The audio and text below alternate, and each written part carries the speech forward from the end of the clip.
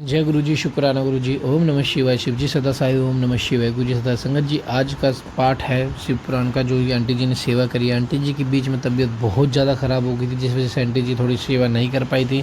Then आज से उन्होंने रीस्टार्ट किया है दोबारा, जहाँ पाठ बीच में रुका था वहीं से उन्होंने स्टार्ट कर दिया है।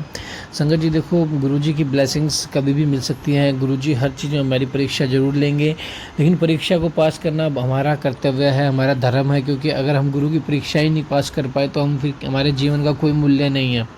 संगत जी, गुरु जी हमारे जीवन में वो सब हमें देंगे जिसकी कल्पना भी हमें नहीं है, जिसने अब जैसे जो हमने कभी सोचा नहीं। संगत जी, गुरु जी के दरबार में हमारी वो ख्वाहिश भी दर्ज है जो हमने कभी सोची थी, और फिर वो माइंड से स्लिप होगी। उसके बाद हमने पूरी लाइफ में नहीं सोची, वो ख्वाहिश भी गुरु जी के दरबार में दर्ज है। गुरु जी के दरबार में दर्ज होने का मतलब वो चीज़ होनी है, और गुरु का हर वचन सत्य है। बस आप अपनी सेवा करो। जिस तरह आंटी जी ने अपनी सेवा दोबारा से स्टार्ट करी, जैसी कंडीशन ठीक हुई, गुरु जी ने परीक्षा ली, लेकिन इन्होंने कभी भी बुरे वक्त में, संगत जी आप बुरे वक्त हो, सुख हो, उस जितना ज़्यादा दुख हो उतना ज़्यादा सिमरन करो, जितना ज़्यादा सुख हो उससे ज़्यादा सिमरन करो। क्योंकि जितनी लंबी आप डोर बनाओगे ना, उतनी मजबूत आपकी डोर ऊंचाई तक जाएगी, उतना ही आपको फ़ायदा होगा, उतनी ही आपको आगे तरक्की मिलती चली जाएगी। जय गुरु जी, शुक्राना गुरु जी। आइए पाठ को शुरू करते हैं गुरु मंत्र जाप के साथ। ओम नमः शिवाय। शिव जी सदा साई। ओम नमः शिवाय। गुरु जी सदा साई। जय गुरु जी। जय गुरु जी, शुक्राना गुरु जी। रुद्र संहिता तृतीय पार्वती खंड। हिमालय के स्थावर जंगम द्वितीय स्वरूप एवं दिव्यत्व का वर्णन, मेना के साथ उनका विवाह तथा मेना आदि को कुछ जन्म में प्राप्त हुए सनकादि के शाप एवं वरदान का कथन। नारद जी ने पूछा, ब्राह्मण पिता के यज्ञ में अपने शरीर का परित्याग करके दक्ष कन्या जगदम्बा सती देवी किस प्रकार गिरिराज हिमालय की पुत्री हुई, किस तरह थी, अंतुग्र तपस्या करके उन्होंने पूरे शिव को प्रतिरूप में प्राप्त किया, यह मेरा प्रश्न है। आप इस पर भली भांति विशेष रूप से प्रकाश डाले। ब्रह्मा जी ने कहा, मुनि नारद, तुम पहले पार्वती की माता के जन्म, विवाह और अन्य भक्तिवर्धक पवित्र चरित्र सुनो। मुनि श्रेष्ठ, उत्तर दिशा में पर्वतों का राजा हिमवान नामक महान पर्वत है, जो महातेजस्वी और समृद्धशाली है। उसके दो रूप प्रसिद्ध हैं, एक स्थावर, दूसरा जंगम। मैं संक्षेप से उसके सूक्ष्म स्थावर स्वरूप का वर्णन करता हूँ। वह रमणीय पर्वत नाना प्रकार के रत्नों का आकार खान है, और पूर्व और पश्चिम समुद्र के भीतर प्रवेश करके इस तरह खड़ा है मानो भूमंडल को नापने के लिए कोई मानदंड हो। वह नाना प्रकार के वृक्षों से व्याप्त और अनेक शिखरों के कारण विचित्र शोभा से संपन्न दिखाई देता है। सिंह, व्याघ्र आदि पशु सदा सुखपूर्वक उनका सेवन करते हैं। हिम का तो वह भंडार है ही, इसलिए अत्यंत उग्र जान पड़ता है। भांति भांति के आश्चर्यजनक दृश्यों से उसकी विचित्र शोभा होती है। देवता, ऋषि, सिद्ध और मुनि उन पर्वत का आश्रय लेकर रहते हैं। भगवान शिव को बहुत ही प्रिय है। तपस्या करने का स्थान है, स्वरूप ही वह अत्यंत पवित्र और महात्मा को भी पावन करने वाला है। तपस्या में वह अत्यंत शीघ्र सिद्धि प्रदान करता है। अनेक प्रकार के धातुओं की खान और शुभ है। वह दिव्य शरीर धारण करके सर्वांग सुंदर रमणीय देवताओं के रूप में भी स्थित है। भगवान विष्णु का विकृत अंश है, इसलिए वह शैलराज साधु संतों को अधिक प्रिय है। एक समय गिरिवर हिमवान ने अपनी कुल परंपरा की स्थिति और धर्म की वृद्धि के लिए देवताओं तथा पितरों का हित करने की अभिलाषा से अपना विवाह करने की इच्छा की। मुनीश्वर उस अवसर पर संपूर्ण देवता और सर्वार्थ का विचार करके दिव्य पितरों के पास आकर उनसे प्रसन्नतापूर्वक बोले। देवताओं ने कहा, पितरों, आप सब लोग प्रसन्नचित होकर हमारी बात सुने, और यदि देवताओं का कार्य सिद्ध करना हो तो आपको विभीषित हो तो शीघ्र वैसा ही करें। आपकी ज्येष्ठ पुत्री जो मेना नाम से प्रसिद्ध मंगल रूपिणी है, उसका विवाह आप लोग अत्यंत प्रसन्नतापूर्वक हिमवान पर्वत से कर दें। ऐसा कहने पर आप सब लोग को सर्वथा महान लाभ होगा। देवताओं के दुख का निवारण विपक्ष पक्ष पर होता रहेगा। देवताओं की बात सुनकर पितरों ने परस्पर विचार करके सत्कृति देकर अपनी पुत्री मेना को विधि पूर्वक हिमालय के हाथ में दे दिया। उस परम मंगल में विवाह में बड़ा उत्सव मनाए गए। मुनीश्वर नारद मेना के साथ हिमालय के शुभ विवाह का वह सुखद प्रसंग मैंने तुमसे प्रसन्नता पूर्वक कहा है। अब और क्या सुनना चाहते? नारद जी ने पूछा, विद्वान अब आदर पूर्वक मेरे सामने मेना की उत्पत्ति का वर्णन कीजिए। उसे किस प्रकार श्राप प्राप्त हो, यह कहे कि मेरे संदेह का निवारण कीजिए। ब्रह्मा जी बोले, मुने, मैंने अपने दक्ष नामक जिस पुत्र की पहले चर्चा की है, उसकी 60 कन्याएं हुई थी, जो सृष्टि की उत्पत्ति में कारण बनी। नारद दक्ष ने कश्यप आदि श्रेष्ठ मुनियों के साथ उनका विवाह किया। अत्यंत वह सब वृतांत तो मैंने तुमसे विदित ही है। अब प्रस्तुत विषय को सुनो। उन कन्याओं में एक स्वधा नाम की कन्या थी, जिसका विवाह उन्होंने पितरों के साथ किया। स्वधा की 3 पुत्रियां थी, जो सौभाग्यशाली धर्म की मूर्ति थी। उसमें ज्येष्ठ पुत्री का नाम मेना था, मझली धन्या के नाम से प्रसिद्ध, सबसे छोटी कन्या का नाम कलावती था। ये सारी कन्याएं पितरों की मानसी पुत्रियां थीं। उनके मन में प्रकट हुई थी इनका जन्म किसी माता के गर्भ से नहीं हुआ था, ये अयोनिजाही थी, केवल लोक व्यवहार से सुधा की पुत्री मानी जाती थी। इनके सुंदर नामों का कीर्तन करके मनुष्य संपूर्ण अभिष्ट को प्राप्त कर लेता है। ये सदा संपूर्ण जगत की वन्य लोक माताएं हैं, उत्तम बुद्धि से शोभित रहती हैं, सबकी परम योगिनी, ज्ञान निधि और तीनों लोकों में सर्वत्र जा सकने वाली हैं। मुनीश्वर एक समय में तीनों बहनें भगवान विष्णु के निवास स्थान श्वेत द्वीप में उनका दर्शन करने के लिए गई। भगवान विष्णु को प्रणाम और भक्ति पूर्वक उनकी स्तुति करके वे उनकी आज्ञा से वहीं ठहर गई। उस समय वहां संतों का बड़ा भारी समाज एकत्र हुआ था। मुनि उसी अवसर पर मेरे पुत्र सनकादिक सिद्धगण भी वहां गए और श्री हरि की स्तुति वंदना करके उनकी आज्ञा से वहां ठहर गए। सनकादिक मुनि देवताओं के आदि पुरुष और संपूर्ण लोकों में वंदित हैं। वे सब जब जहां जाके खड़े हुए, उसी समय श्वेत द्वीप के सब लोग उन्हें देख प्रणाम करते हुए उठकर खड़े हो गए, परंतु ये तीनों बहनें उन्हें देखकर नहीं उठी थी। इसलिए सनत कुमार ने उन्हें स्वर्ग से दूर नर स्त्री बनने का भी शाप दे दिया। फिर उनसे प्रार्थना करने पर वे प्रसन्न हो गए और बोले, सनत कुमार ने कहा, पितरों की तीनों कन्याओं, तो प्रसन्नचित होकर मेरी बात सुनो। यह तुम्हारे शोक का नाश करने वाली और सदा ही तुम्हें सुख प्रदान करने वाली है। तुमसे जो श्रेष्ठ भगवान विष्णु की अंशभूता हिमालय गिरी की पत्नी हो, जो उसके कन्या होगी वह पार्वती के नाम से विख्यात होगी। पितरों की दूसरी प्रिय कन्या योगिनी धान्या राजा जनक की पत्नी होगी। उसकी कन्या खूब महालक्ष्मी होगी, जिसका नाम सीता होगा। इसी प्रकार पितरों की छोटी पुत्री कलावती द्वापर के अंतिम भाग में वृषभानु वैश्य की पत्नी होगी और उसकी प्रिय पुत्री राधा के नाम से विख्यात होगी। योगिनी मेनका पर्वतराज की पार्वती जी के वरदान से अपने पति के साथ उसी शरीर से कैलाश नामक परम पद को प्राप्त हो जाएगी। धन्य और उसके पति जनक कुल में उत्पन्न हुए जीवन मुक्ति महायोगी राजा शीरध्वज लक्ष्मी स्वरूपा सीता के प्रभाव से वैकुंठ धाम में जाएंगे। वृषभानु के साथ वैवाहिक मंगल कृत्य संपन्न होने के कारण जीवन मुक्त योगिनी कलावती भी अपनी कन्या राधा के साथ गोलोक धाम में जाएगी। इसमें संशय नहीं है। विपत्ति में पड़े हुए बिना कहा कि इनकी महिमा प्रकट होती है। उत्तम कर्म करने वाले पुण्यात्मा पुरुषों का संकट जब टल जाता है, तब उन्हें दुर्लभ सुख की प्राप्ति होती है। अब तुम लोग प्रसन्नता पूर्वक मेरी दूसरी बात भी सुनो, जो सदा सुख देने वाली है। मीना की पुत्री जगदम्बा पार्वती देवी अत्यंत गुस्सा तप करके भगवान शिव की पत्नी, प्रिय पत्नी बनेंगी। धन्या की पुत्री सीता भगवान श्री राम जी की पत्नी होंगी और लोकाचार का आश्रय लेकर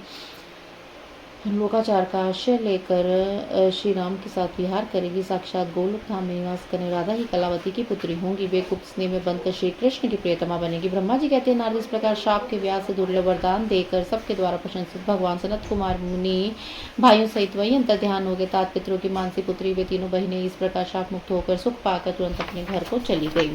देवताओं का हिमालय के पास जाना रुद्र सत्कृत होकर उन्हें उमा राधन की विधि बताकर स्वयं भी एक सुंदर स्थान में जाकर उनकी स्तुति करें। नारद जी कहते हैं, महामते आपने मेना के पूर्व जन्म की शुभ कथा एवं अद्भुत कथा कही है।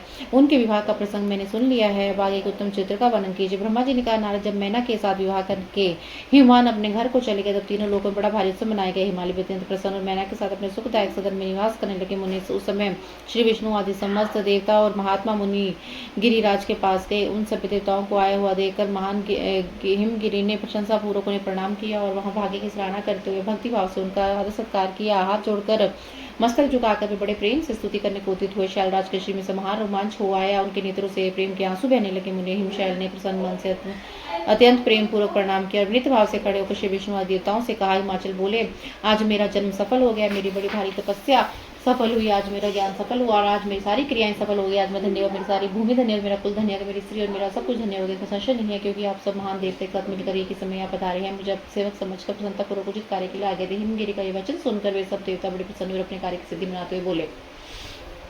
देवताओं ने कहा, हम आपने कहा, हिमाचल हमारा हितकारक वचन सुने। हम सब लोग जिस कर्म के लिए यहाँ आए हैं उसे प्रसन्नता पूर्वक बता रहे हैं कि राज पहले जगदम्बा उमा दक्ष कन्या सती के रूप में प्रकट हुई थी और रुद्र पत्नियों को सुदीर्घ काल तक उस भूतल पर क्रीड़ा करती रही थी। वे ही अंबिका सती अपने पिता से अनादर पाकर अपनी प्रतिज्ञा का स्मरण करके यज्ञ में शरीर त्याग और परम धाम को पधार गई। हिमगिरि वह कथा लोक में विख्यात है और तुम्हें भी विदित है। यदि वे सती पुनः तुम्हारे घर में प्रकट हो जाएं तो देवताओं का महान लाभ हो सकता है। ब्रह्मा जी कहते हैं, श्री विष्णु आदि देवताओं की बात सुनकर गिरिराज हिमालय मन ही मन प्रसन्न हो आदर से झुके और बोले, प्रभु ऐसा ही हो। बड़े सौभाग्य के बाद अंतर वे देवता उन्हें बड़े आदर से उमा को प्रसन्न करने की विधि बताकर स्वयं सदाशिव पत्नी उमा की शरण में गए। एक सुंदर स्थान में स्थित होकर समस्त देवताओं ने जगदम्बा का स्मरण किया और बारंबार प्रणाम करके श्रद्धापूर्वक उनकी स्तुति करने लगे। देवता बोले, शिवलोक में निवास करने वाली देवियों में जगदम्बे सदाशिव प्रिय दुर्गे महेश्वरी, हम आपको नमस्कार करते हैं। आप पावन शांत स्वरूप श्री शक्ति हैं, परम पावन पुष्टि हैं। अव्यक्त प्रकृति और महातत्व हैं, ये आपके ही रूप हैं। हम भक्ति स्वरूप आपको नमस्कार करते हैं। आप कल्याण में शिवा ही हैं, आपके हाथ भी कल्याणकारी हैं। आप शुद्ध, स्थूल और सूक्ष्म और सबका परम आश्रय हैं। अंत विद्या और सुविधा से अत्यंत प्रसन्न रहने वाली आप देवी को हम प्रणाम करते हैं। आप श्रद्धा, आप धृति, आप श्री हैं और आप ही सब में व्याप्त रहने वाली देवी हैं। आप ही सूर्य किरणें, आप ही प्रपंच को प्रकाशित करने वाली हैं। ब्रह्मांड रूप शरीर में जगत के जीवों में रहकर जो ब्रह्मा से लेकर तृण पर्यंत संपूर्ण जगत की पुष्टि करती है, उन आदि देवी को हम नमस्कार करते हैं। आप ही वेद माता गायत्री हैं, आप ही सवित्री सरस्वती हैं। आप ही संपूर्ण जगत के लिए वार्ता नामक वृत्ति हैं, जो आप ही धर्म स्वरूपा वेदत्री हैं। आप ही संपूर्ण भूतों में निद्रा बन के रहती हैं, उनकी शुद्धा और तृप्ति भी आप ही हैं। आप ही तृष्णा, कांति, छवि, तुष्टि और सदा संपूर्ण आनंद को देने वाली हैं। आप ही पूर्णकर्ताओं के यहाँ लक्ष्मी बनकर रहती हैं। आप ही पापियों के घर सदा ज्येष्ठा लक्ष्मी की बड़ी बहन दरिद्रता के रूप में निवास करती हैं। आप ही संपूर्ण जगत की शांति हैं। आप ही धारण करने वाली धात्री और प्राणों के पोषण करने वाली शक्ति हैं। आप ही पांचों भूतों के सार तत्व को प्रकट करने वाली तत्व स्वरूपा हैं। आप ही नीतिज्ञों की नीति और व्यवसाय रूपिणी है। आप ही सामवेद की गीति हैं। आप ही ग्रंथि हैं। आप ही यजुर्मंत्र की होती हैं। ऋग्वेद की माता, अथर्ववेद की परम गति भी आप ही हैं, जो प्राणियों के नाक, कान, नेत्र, मुख, भुजा, वक्षस्थल और हृदय में धृति रूप से स्थित होकर सदा ही उनके लिए सुख का विस्तार कर, जो निद्रा के रूप में संसार के लोगों को अत्यंत सुभग प्रतीत होती है। वे देवी उमा जगत की स्थिति एवं पालन के लिए हम सब पर प्रसन्न हुई। इस प्रकार जगत जननी सती साध्वी महेश्वरी उमा की स्तुति करके अपने हृदय में विशुद्ध प्रेम लिए वे सब देवता उनके दर्शन की इच्छा के लिए खड़े हो गए। शुक्राना गुरु जी। ओम नमः शिवाय। शिव जी सदा सहाय। ओम नमः शिवाय। गुरु जी सदा सहाय। शिव पुराण रुद्र संहिता। उमा देवी का दिव्य रूप से देवताओं को दर्शन देना, देवताओं का उनसे अपना अभिप्राय निवेदन करना और देवी का अवतार लेने की बात स्वीकार करके देवताओं को आश्वासन देना। ब्रह्मा जी कहते हैं, नारद देवताओं की इस प्रकार स्तुति करने पर दुर्गम पीड़ा का नाश करने वाली जगत जननी देवी दुर्गा उनके सामने प्रकट हुई। वे परम अद्भुत दिव्य रतनमय रथ पर बैठी हुई थी। उस श्रेष्ठ रथ में घुंघरू लगे हुए थे और मुलायम बिस्तर बिछे हुए थे, जिनके श्री विग्रह का एक एक अंग करोड़ों सूर्य में भी प्रकाशमान और रमणीय था। ऐसे वे उसे अत्यंत उद्वासित हो रही थी। सब और फैली अपनी तेज राशि के मध्य भाग में विराजमान थी। पर बड़ा ही सुंदर था, उनकी छवि की तुलना नहीं थी।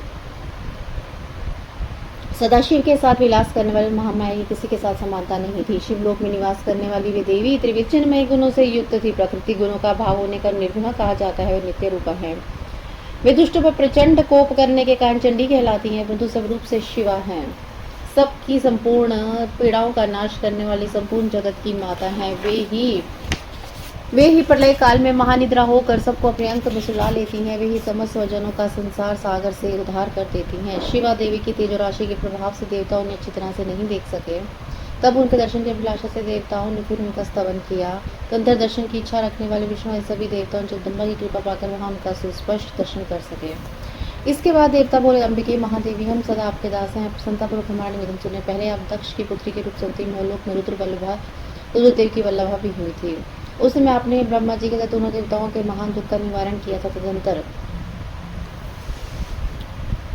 पिताजी से अनादर पाकर अपनी की हुई प्रतिज्ञा के अनुसार अपने शरीर को त्याग दिया और स्वधाम में पधारे। इससे भगवान हर को बड़ा दुख। महेश्वरी, आपके चले जाने से देवताओं का कार्य पूरा नहीं हुआ था। हम देवता और मुनि व्याकुल होकर आपकी शरण में आए हैं।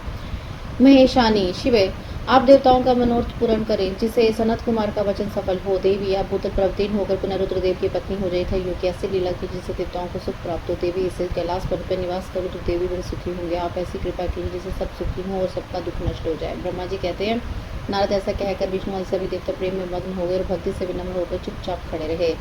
देवताओं की यह स्तुति सुनकर शिवा देवी को बड़ी प्रसन्नता हुई। उसके हेतु का विचार करके अपने प्रभु शिव का स्मरण करती हुई भक्त वत्सला उमा देवी उस समय विष्णु आदि देवताओं को संबोधित करके हंसकर बोली। उमा ने कहा, हे हरे, हे विदे, हे देवताओं मुनियों, तुम सब लोग अपने मन से व्यथा को निकाल दो और मेरी बात सुनो। मैं तुम पर प्रसन्न हूँ, इसमें संशय नहीं है। सब लोग अपने अपने स्थान को और चिरकाल तक सुखी रहो। मैं अवतार ले मैना की पुत्री होकर उन्हें सुख दूंगी, रुद्रदेव की पत्नी हो जाऊंगी। यह मेरा अत्यंत गुप्त मत है। भगवान शिव की लीला अद्भुत है, वह ज्ञानियों को मोह में डालने वाली है। देवताओं उस यज्ञ में जाकर पिता के द्वारा अपने स्वामी का अनादर देखकर जब से मैंने दक्ष जनित शरीर को त्याग दिया है, तब से मेरे स्वामी का अग्नि रुद्रदेव तत्काल दिगंबर हो गए हैं। वे मेरी ही चिंता में डूबे रहते हैं। उनसे मेरे मन में विचार उठा करता है कि धर्म को जानने वाली सती मेरा दोष देखकर, पिता के यज्ञ में देव और मेरा अनादर देखकर मुझसे प्रेम होने के कारण अपने शरीर को त्याग दिया। यही सोचकर बार बार घर बार छोड़कर अलौकिक वेश धारण कर योगी हो गए। मेरे सब रूपता सती के वियोग को वे महेश्वर सहन न कर सके। देवताओं भगवान रुद्र की भी अत्यंत इच्छा है कि वो पर मेरा हिमाचल के घर में मेरा अवतार हो, क्योंकि वे पुनः मेरा पानी ग्रहण करने की अधिक अभिलाषा रखते हैं। मैं रुद्रदेव के संतोष के अवतार लूंगी और लौकिक अधिकाशा लेकर हिमालय पत्नी की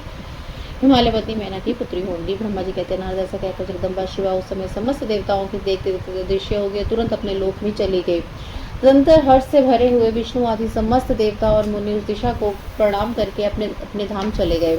मेना को प्रत्यक्ष दर्शन देकर शिवा देवी का उन्हें अभिष्ट वर से संतुष्ट करना और मेना से मैनाक का जन्म।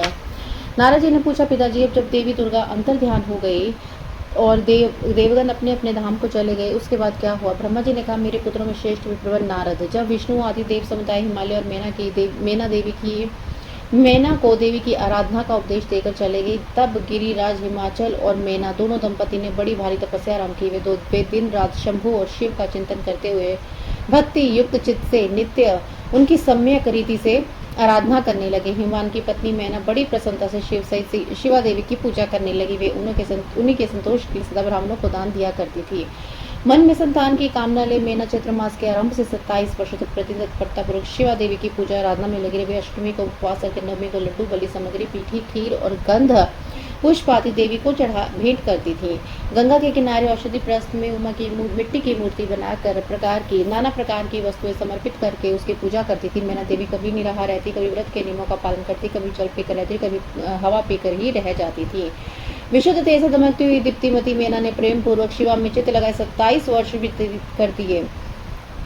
27 वर्ष पूरे होने पर जगन्मयी शंकर कामिनी जगदम्बा उमा अत्यंत प्रसन्न हुई। मेना की उत्तम भक्ति से संतुष्ट हुए परमेश्वरी देवी उन पर अनुग्रह करने के लिए उनके सामने प्रकट देवी मंदिर के बीच में विराजमान दिव्य अवयव से संयुक्त उमा देवी प्रत्यक्ष दर्शन दे मेना से हंसती हुई बोली। देवी ने कहा, गिरिराज हिमालय की रानी महासाध्वी मेना, मैं तुम्हारी तपस्या से बहुत प्रसन्न हूँ। तुम्हारे मन में जो अभिलाषा से कहो मेना, तुमने जो तपस्या व्रत और समाधि के द्वारा जिस वस्तु की प्रार्थना की है वह सब मैं तुम्हें दूंगी। तब मेना ने प्रत्यक्ष कालिका देवी को देख प्रणाम किया और इस प्रकार कहा।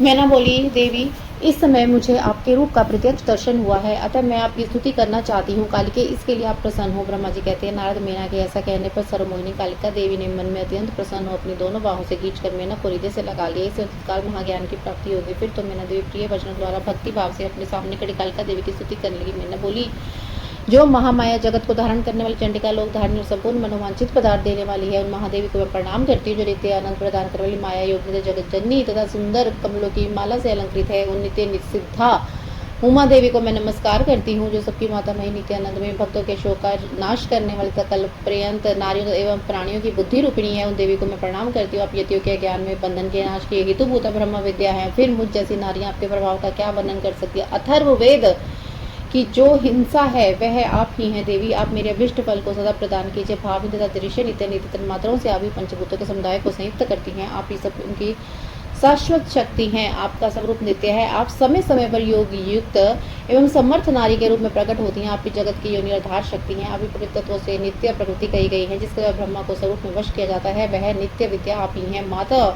आज मुझ पर प्रसन्न हुई है। आप ही अग्नि के भीतर व्याप्त उग्रदेही का शक्ति हैं।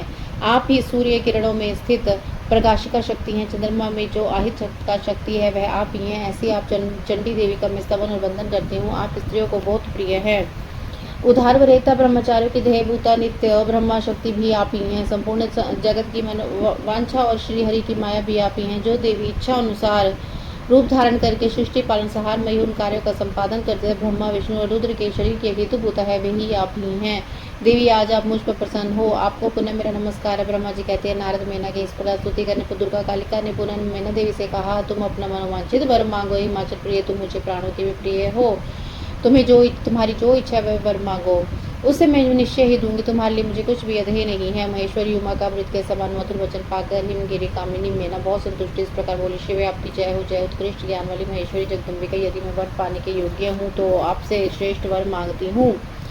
जगदम्बे, पहले तो मुझे 100 पुत्र हों, उनकी आयु बड़ी हो, वे बल प्रक्रम से युक्त और रिद्धि सिद्धि से संपन्न हो। उन पुत्रों के पश्चात मेरी एक पुत्री हो जो स्वरूप और गुणों से शोभित होने वाली हो। वह दोनों कुलों को आनंद देने वाली, तीनों लोकों में पूजित हो। जगदम्बिके शिवे, आपकी देवताओं का कार्य सिद्ध करने के लिए मेरी पुत्री रुद्रदेव की पत्नी हो चाहिए और तदनुसार लीला कीजिए। ब्रह्मा जी कहते हैं, नारद मेना की बात सुनकर प्रसन्न हृदय देवी उमा ने उनके मनोरथ को पूर्ण करने के लिए मुस्कुराकर कहा। देवी बोली, पहले तुम्हें 100 बलवान पुत्र प्राप्त होंगे, उनसे भी अधिक बलवान और प्रधान होगा जो वह सबसे पहले उत्पन्न होगा। तुम्हारी भक्ति से संतुष्ट हो मैं स्वयं तुम्हारे यहाँ पुत्री के रूप में अवतीर्ण होंगी और समस्त देवताओं से सेवित उनका कार्य सिद्ध करूंगी।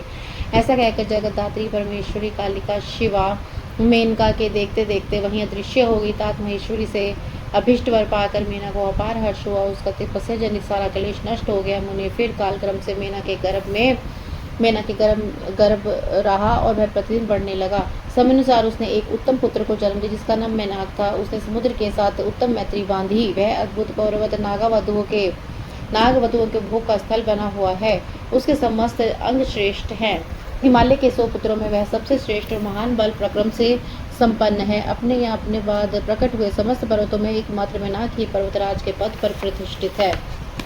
देवी उमा का हिमवान के रिक्त मेना गर्भ में आना, गर्भावस्था देवी का देवताओं द्वारा स्तवन, उनका दिव्य रूप में प्रादुर्भाव, माता मेना से बातचीत तथा नवजात कन्या के रूप में परिवर्तित होना। ब्रह्मा जी कहते हैं नारदंतर मेना और हिमालय आदर पूर्वक देव कार्य की सिद्धि के लिए कन्या प्राप्ति के हेतु वहाँ जगत जननी भगवती उमा का चिंतन करने लगे, जो प्रसन्न होकर संपूर्ण अभिष्ट वस्तुओं को देने वाली है। वे महेश्वरी उमा अपने पूर्ण अंश से गिरिराज हिमवान के चित्त में प्रविष्ट हुई। इससे उनके शरीर में अपूर्व एवं सुंदर प्रभा उतर आई। वे आनंद मग्न होते अत्यंत प्रकाशित होने लगे। उस अद्भुत तेज राशि से संपन्न महामना हिमालय अग्नि के समान अदृश्य हो गए थे। तत्पश्चात सुंदर कल्याणकारी समय में गिरिराज हिमालय ने अपने प्रिय मैना के उदर में शिवा के परिपूर्ण अंश का आधान किया। इस तरह गिरिराज की पत्नी मैना ने हिमवान के हृदय में विराजमान करुणानिधान देवी की कृपा से सुखदायक गर्भ धारण किया। संपूर्ण जगत की निवास भूता देवी के गर्भ में आने से गिरिप्रिया मैना सदा तेजोमंडल के बीच में स्थित होकर अधिक शोभा पाने लगी। अपनी प्रिय शुभांगी मैना को देखकर गिरिराज हिमवान बड़ी प्रसन्नता का अनुभव करने लगे। गर्भ में जगदम्बा के आ जाने से वे महान तेज से संपन्न हो गई थी। मुने उस अवसर में विष्णु आदि देवता और मुनियों ने वहां आकर गर्भ में निवास करने वाली शिवा देवी की स्तुति की और तदंतर महेश्वरी की नाना प्रकार से स्तुति करके प्रसन्नचित्त वे सभी देवता अपने आप धाम को चले गए। जब 9वां महीना चल रहा था तब 9वां महीना बीत गया और 10वां भी पूरा हो चला। तब जगदम्बा कालिका ने समय पूर्ण होने पर गर्भस्थ शिशु की जो गति होती है उसको धारण किया था, जन्म ले लिया। इस अवसर पर आद्य शक्ति सती साध्वी शिवा पहले मेना के सामने अपने ही रूप में प्रकट हुई। वसंत ऋतु में चैत्र मास की 9वीं तिथि को मृगशिरा नक्षत्र में आधी रात के समय चंद्रमंडल से आकाश गंगा की भांति मेना के उधर से देवी शिवा का अपने स्वरूप में प्रादुर्भाव हुआ। उस समय संपूर्ण संसार में प्रसन्नता छा गई। अनुकूल हवा चलने लगी, सुंदर सुगंधित एवं गंभीर थी। उस समय जल की वर्षा के साथ फूलों की वृष्टि हुई। विष्णु आदि सभी देवता वहां आए। सब ने सुखी होकर प्रसन्नता के साथ जगदम्बा के दर्शन किया। शिवलोक में निवास करने वाली दिव्य रूपा महामाया शिव कामिनी मंगलमयी कालिका माता का स्तवन किया। नारद जब देवता लोग स्तुति करके चले गए तब मेनका का उस समय प्रकट हुई नीलकमल दल के समान कांति वाली श्याम वर्णा देवी को देखकर अतिशय आनंद का अनुभव करने लगी। देवी के उस दिव्य रूप का दर्शन करके गौरी प्रिय मेना को ज्ञान प्राप्त हो गया। वे उन्हें परमेश्वरी समझकर अत्यंत हर्ष से उल्लासित हो उठी और संतोष पूर्वक बोली। मेना ने कहा, जगदम्बे महेश्वरी, आपने बड़ी कृपा की जो मेरे सामने प्रकट हुई हैं। अंबिके, आपकी शोभा बड़ी हो रही है। शिवे, आप संपूर्ण शक्तियों में आद्य शक्ति तीनों लोगों की जननी हैं। देवी, आप भगवान शिव को सदा प्रिय हैं तथा संपूर्ण देवताओं से प्रशंसित पराशक्ति हैं। महेश्वरी, आप कृपा करें और इसी रूप से मेरे ध्यान में स्थित हो जाए, साथ ही मेरी पुत्री के अनुरूप प्रत्यक्ष दर्शन रूप धारण करें। ब्रह्मा जी कहते हैं, नारद पर्वत पत्नी मेना की बात सुनकर अत्यंत प्रसन्न हुई। शिवा देवी ने उस गिरिप्रिया को इस प्रकार उत्तर दिया। देवी बोली, मेना, तुमने पहले तत्परतापूर्वक मेरी बड़ी सेवा की है और इस समय तुम्हारी भक्ति से प्रसन्न वर देने के लिए तुम्हारे निकट आई। वर मांगो। मेरी इस वाणी को सुनकर तुमने जो वर मांगा है वह इस प्रकार है। महादेवी, आप मेरी पुत्री हो जाए, देवताओं का हित साधन करें। तब मैंने तथास्तु कहकर तुम्हें सादर यह वर दिया और मैं अपने धाम को चली गई। गिरी कामिनी, उस वर के अनुसार समय पाकर आज मैं तुम्हारी पुत्री हुई हूँ। आज मैंने जो दिव्य रूप का दर्शन किया उसका उद्देश्य इतना ही है कि तुम्हें मेरे स्वरूप का स्मरण हो जाए, अन्यथा मनुष्य रूप में प्रकट होने पर मेरे विषय में तुम अनजानी बनी रहती है। अब तुम दोनों दंपति पुत्री भाव से दिव्य भाव से मेरा निरंतर चिंतन करते हुए मुझ में स्नेह रखो। इससे पहले मेरी गति उत्तम होगी। मैं पृथ्वी पर लीला करके देवताओं का कार्य सिद्ध करूंगी, भगवान शंभू की पत्नी होंगी और सज्जनों का संकट से उद्धार करूंगी। ऐसा कहकर जगत माता शिवा चुप हो गई और शरण माता के देखते प्रसन्नता निर्जात पुत्री के रूप में परिवर्तित हो गई। पार्वती का नामकरण विद्या के नारद का हिमान के यहाँ जाना, पार्वती का हाथ देकर भावी फल बताना, चिंतित हुए हिमान को आश्वासन दे पार्वती का विवाह शिव जी के साथ करने को कहना, उनके संदेह का निवारण करना।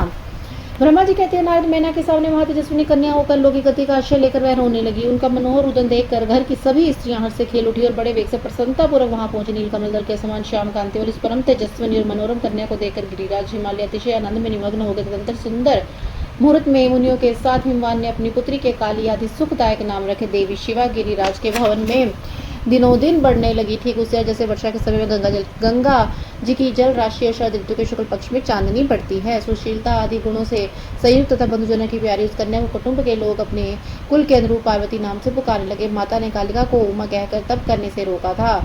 मुने इस तरह वह सुंदर मुख वाली गिरजा नंदिनी आगे चलकर लोग में उमा के नाम से विख्यात होगी। नारद तदंतर जब विद्या के उपदेश का समय आया तब शिवा देवी अपनी चित्त को एकाग्र करके बड़ी प्रसन्नता से श्रेष्ठ गुरु से विद्या पढ़ने लगी। पूर्व जन्म की सारी विद्याएं उन्हें इस तरह प्राप्त हो गई जैसे शरद काल में हंस की पात अपने स्वर गंगा के तट पर पहुंच जाती है और रात्रि में अपना प्रकाश होता है महाश्रुतियों को प्राप्त हो जाता है। मुने इस प्रकार मैंने शिवा की किसी लीला का वर्णन किया है। अब अन्य लीला का वर्णन करूंगा, सुनो। एक समय की बात है, जब तुम भगवान शिव की प्रेरणा से प्रसन्नता पूर्वक हिमाचल के घर गए मुने, तब तुम शिव तत्व के ज्ञाता और उनकी लीला के जानकारों में श्रेष्ठ नारद गिरिराज हिमालय ने तुम्हारे घर पर आया। देख प्रणाम करके तुम्हारी पूजा की और अपनी पुत्री को बुलाकर उनसे तुम्हारे चरणों में प्रणाम कराया। मुनीश्वर फिर स्वयं ही तुम्हें प्रणाम करके हिमाचल ने अपने सौभाग्य की सराहना की और अत्यंत मस्तक झुकाकर हाथ जोड़कर तुमसे कहा। हिमालय बोले, हे मुने नारद, हे ब्रह्मपुत्रों में श्रेष्ठ ज्ञानवान प्रभु, आप सर्वज्ञ कृपा पूर्वक दूसरों के उपकार में लगे रहते हैं। मेरी पुत्री की जन्म कुंडली में जो गुण दोष है उससे बताइए कि मेरी बेटी किसकी सौभाग्यवती प्रिय पत्नी होगी। ब्रह्मा जी कहते हैं, मनुष्य तुम बातचीत में कुशल कौतुकी तो हो ही। गिरिराज हिमालय कैसा कहना पर तुमने कालिका का हाथ देखा और उसके संपूर्ण अंगों पर विशेष दृष्टिपात करके हिमालय से इस प्रकार कहना आरंभ किया। नारद जी बोले, शैलराज और मैना, आपकी यह पुत्री चंद्रमा की आदि कला के समान बड़ी है। समझ शुभ लक्षण आदि अंगों की शोभा बढ़ाते हैं। अब अपनी पति के लिए अत्यंत सुखदायिनी होगी। माता पिता की कीर्ति बढ़ाएगी। संसार की समस्त नारियों परम साध्वी और स्वजनों को सदा महान आनंद प्रदान करने वाली होगी। गिरिराज, तुम्हारी पुत्री के हाथ में सब उत्तम लक्षण विद्यमान है, केवल एक रेखा भी लक्षण है, उसका यथार्थ फल सुनो। इसे ऐसा पति प्राप्त होगा जो योगी नंग ढंग रहने वाला निर्गुण और निष्काम होगा। उसकी न माँ होगी न पाप होगा। उसे मान सम्मान करने का ख्याल भी नहीं रहेगा और सदा मंगल वेश धारण करेगा। ब्रह्मा जी कहते हैं, नारद तुम्हारी इस बात को सुनकर सत्य मानकर मैना और हिमाचल दोनों पति पत्नी बहुत दुखी हुए। पर तू जगदम्बा शिवा तुम्हारे ऐसे वचन को सुनकर और लक्षणों द्वारा उस भावी पति को शिव मानकर मन ही मन हर्ष से खेल उठी। नारद जी की बात कभी झूठ नहीं हो सकती, यह सोचकर शिवा भगवान शिव के युगल चरणों में संपूर्ण हृदय से अत्यंत स्नेह करने लगी। नारद उस समय मन ही मन दुखी हुई। हिमवान ने तुमसे कहा, मुने उस रेखा का फल सुनकर मुझे बड़ा दुख हुआ है। मैंने अपनी पुत्री को उसे बचाने के लिए क्या उपाय करूं। मुने तुम महान कौतुक करने वाले और वार्तालाप विशारद हो। हिमवान की बात सुनकर अपने मंगलकारी वचनों द्वारा उनका हर्ष बढ़ाते हुए तुमने इस प्रकार कहा। नारद जी बोले, गिरिराज तुम स्नेह पूर्वक सुनो, मेरी बात सच्ची है, वह झूठ नहीं होगी। हाथ की रेखा ब्रह्मा जी की लिपि है, निश्चय ये मिथ्या नहीं हो सकते।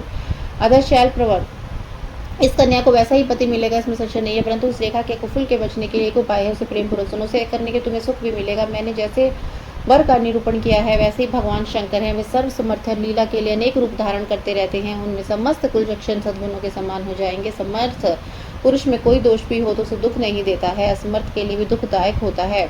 इस विषय में सूर्य, अग्नि और गंगा का दृष्टांत सामने रखना चाहिए। इसलिए तुम विवेकपूर्ण अपनी कन्या शिवा को भगवान शिव के हाथ में सौंप दो। भगवान शिव सबके ईश्वर से वे निर्विकार सामर्थ्यशाली और अविनाशी, वे जल्दी प्रसन्न हो जाते हैं, शिवा को ग्रहण कर लेंगे, इसमें संशय नहीं है। विशेषता वे तपस्या से वश में हो जाते। यदि शिवा तप करे और सब कर्म ठीक हो जाए तो ठीक हो जाएगा। सर्वेश्वर शिव इस सब प्रकार से समर्थ हैं, वे अपने इंद्र के वज्र का भी विनाश कर सकते हैं। ब्रह्मा जिसके अधीन हैं तथा वे सबको सुख देने वाले हैं। पार्वती भगवान शंकर की प्यारी पत्नी होगी, सदा सूर्यदेव के अनुकूल रहेगी, क्योंकि वह माँ साध्वी और माता पिता के सुख को बढ़ाने वाली है। वह तपस्वी यह तपस्या करके भगवान शिव के मन को अपने वश में कर लेगी और वे भगवान भी इसके सिवा किसी दूसरी से विवाह नहीं करेंगे। इस दोनों का प्रेम एक दूसरे से अनुरूप है। वैसा उच्च कोटि का प्रेम न तो किसी का हुआ है, न इस समय है और न आगे होगा। गिरिश्रेष्ठ इन देवताओं के कार्य करने हैं, उनको जो काम नष्ट प्राय हो गए हैं उन सब का इनके द्वारा पुनः उज्जीवन या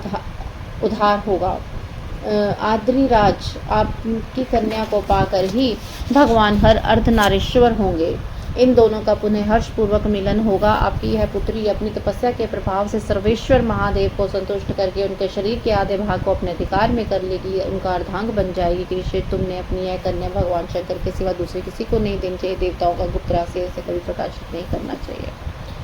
हिमालय ने कहा, ज्ञानी मुनि नारद, मैं आपको एक बात बता रहा हूँ, उसे प्रेम पूर्वक सुनिए, आनंद का अनुभव कीजिए। सुना जाता है महादेव जी सब प्रकार की आसक्तियों का त्याग करके अपने मन को संयम में रखते हुए नित्य तपस्या करते हैं। देवताओं की दृष्टि भी नहीं आते। देवर्षि ध्यान मार्ग में स्थित भगवान शंभु पर ब्रह्मा में लगाए हुए अपने मन को कैसे हटाएंगे, ध्यान छोड़कर विवाह करने कैसे उद्यत होंगे, इस विषय में मुझे महान संदेह है। दीपक की लौ के समान प्रकाश में अविनाशी, प्रकृति से परिनिर्विकार, निर्गुण, सगुण, निर्विशेष और निरीह जो पर ब्रह्म है वह उनका अपना सदाशिव नामक स्वरूप है, अतः वे उसी का सर्वत्र साक्षात्कार करते हैं, किसी बाह्य अनात्म वस्तु पर दृष्टि नहीं डालते। मुनि यहाँ आए हुए किन्नरों के मुख से उनके विषय में नित्य ऐसी बात सुनी जाती है, क्या यह बात मिथ्या है? विशेषतः यह बात सुनने में आती है कि भगवान हर ने पूर्व काल में सती के समक्ष कैसी प्रतिज्ञा की थी। उन्होंने कहा था, दक्ष कुमारी प्यारी सती, मैं तुम्हारे सिवाय दूसरी किसी स्त्री को अपनी पत्नी बनाने के लिए न वर्ण करूंगा न ग्रहण करूंगा। यह मैं तुमसे सत्य बात कहता हूँ। इस प्रकार सती के साथ उन्होंने पहले ही प्रतिज्ञा कर ली थी। अब सती के मर जाने पर वे दूसरी स्त्री को कैसे ग्रहण करेंगे? यह सुनकर तुम अर्थात नारद ने कहा, महामते गिरिराज, इस विषय में तुम्हें कोई चिंता नहीं करनी चाहिए। तुम्हारी यह पुत्री काल ही पूर्व काल में दक्ष कन्या सती ही हुई थी।